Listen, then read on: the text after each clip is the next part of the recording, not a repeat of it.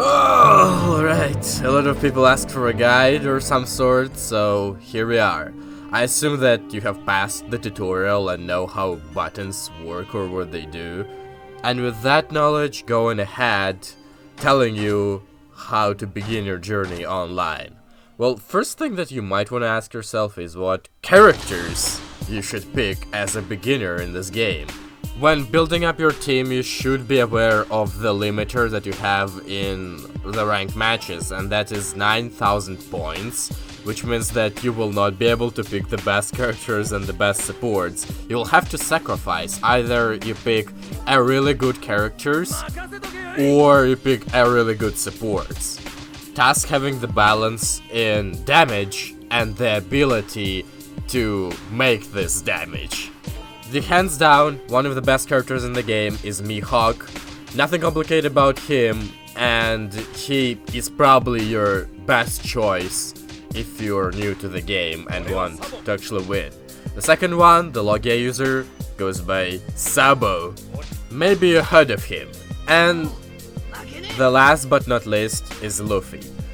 But, as I told you before, if you pick all the very best characters, you'll probably have, well, at the very best one support, and this technically should be good enough, but there is room to originality here, because you can take duos or even 1 versus 3, depending on how you play the game.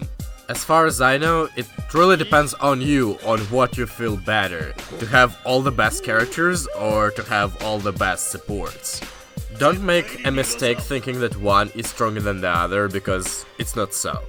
Anyway, I think duos keep it very balanced, because you get to have all the supports and 2 very strong characters. But there are also characters that require more skill, like Shanks for example, that are top tier too.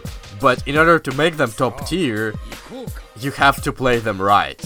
I'm gonna keep this more of a beginner level and not focus on them, but you should be aware of their existence. Now here are the builds that I use, supports wise. The damage one when you don't need to use a lot of ability. The tank one when your character does a lot of damage by default. And the damage one that is based depending on whether your character has Haki or Devil Fruit ability, because it's either gonna be Square Sisters or Ben Beckman. But for all kind of variants, you can just pick either Mad Monk and have -1 defense, or Doran Brogy, which I prefer, but they always activate only after 50% of the health is gone.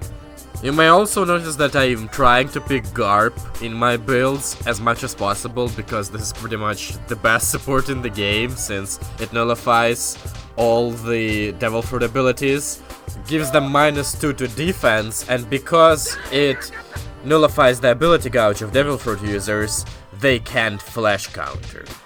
That about concludes the preparation part. Now let's go to the actual combat. Keep in mind that a lot of characters in this game are completely different, meaning that you will probably play differently as each and every one of them, because they all have different speed, abilities, pluses and minuses. But this is something to give you an idea of how you should play. I will not teach you any combos because, well, there are combo videos for that, but mostly since characters like Mihawk doesn't have any complicated combos. You just press a lot of squares and then do a special move with a square, and that's it. They don't require any complicated inputs to make the damage that is needed to be good damage. They also were fast, which means that you're gonna be hitting your opponent's block a lot, and it is important to stop at the right time before the attack gets unsafe, since when it gets unsafe, opponent can sidestep and full combo punish you, which is really bad. So usually you do 1 or 2, at max 3 hits on the block, and then stop to see what opponent is about to do, and continue the pressure then. Mihawk actually can deal damage on the blocking opponent if he hakis himself. And if you know for sure the opponent is about to sidestep, you can do the ranged attack. However, Mihawk's in particular ranged attack changes during the combo, so you will not be using it since it's very unsafe.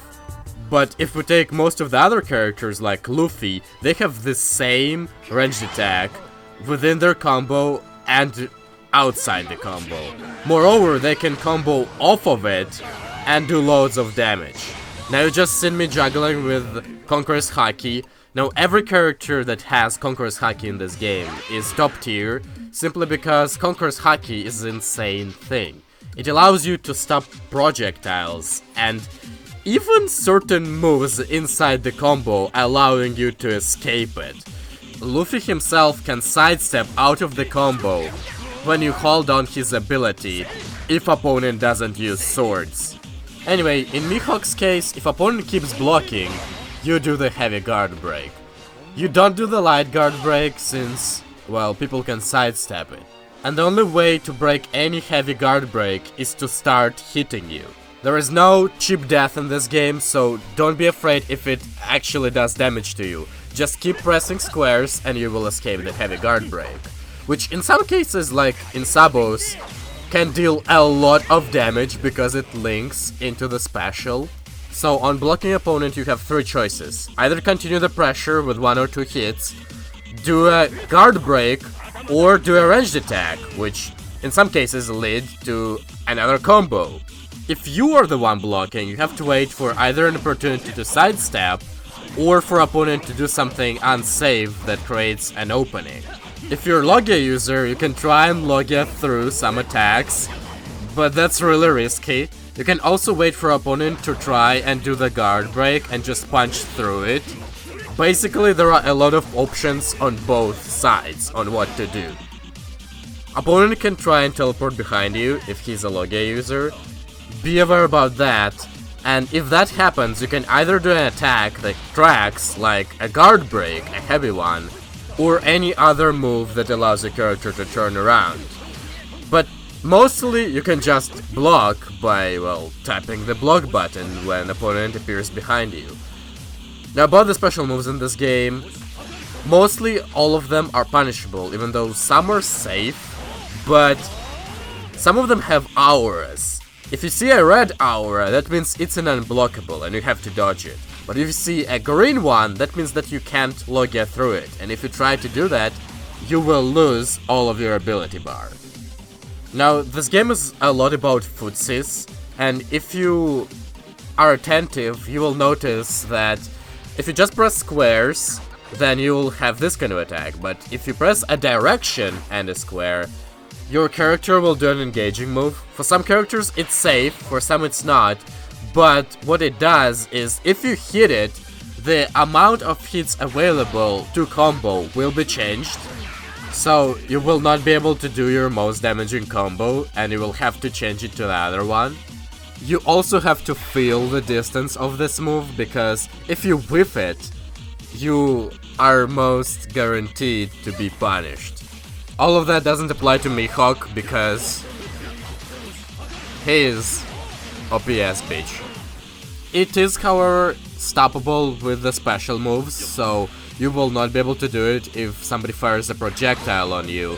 And this is not really a good way to punish your opponent, because it has some startup and you don't receive the max damage out of it. In order to increase your chances of nailing it, you can actually mix it up with your special movement, which is Haki plus jump, and see what happens. Now there's something in this game that is really stylish, it looks good, and is a good ender, but kinda takes skill and experience to do, and that is switching. There are two types of switching in this game. First one that doesn't require any meter and goes out of either the ranged attack or the light guard break, and requires kinda tough timing to do, especially to combo out of it, but it's safe, looks stylish, and is rewarding to do if you do it correctly. The second type of switching is the one that you do out of different special moves and knockdown moves that you will have to experiment with, but the most common one, for example for Sabo, is to do it from the Hikan, or the Fire Fist.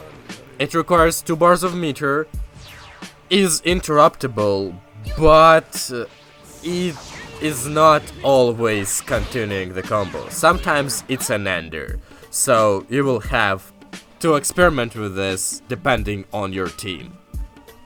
The last thing to talk about are flash counters. Those are techniques that allow you to break the combo. They are done by simply pressing attack or square button or X if you're on Xbox at the right time. Shanks has the strongest flash counter in the game. There are no way to train them, and sometimes in some matches they happen constantly. Well, it depends on your opponent, but it just also depends on your luck. But if that happens, try to keep your combos as short as possible for the flash counter not to happen. The rest is a character-specific knowledge. For example, how to do Shanks' teleport, or do Zoro's reset, or Sanji's skywalk. All of that you will learn with experience. So all you have to do now is pick up your controller and start earning that experience.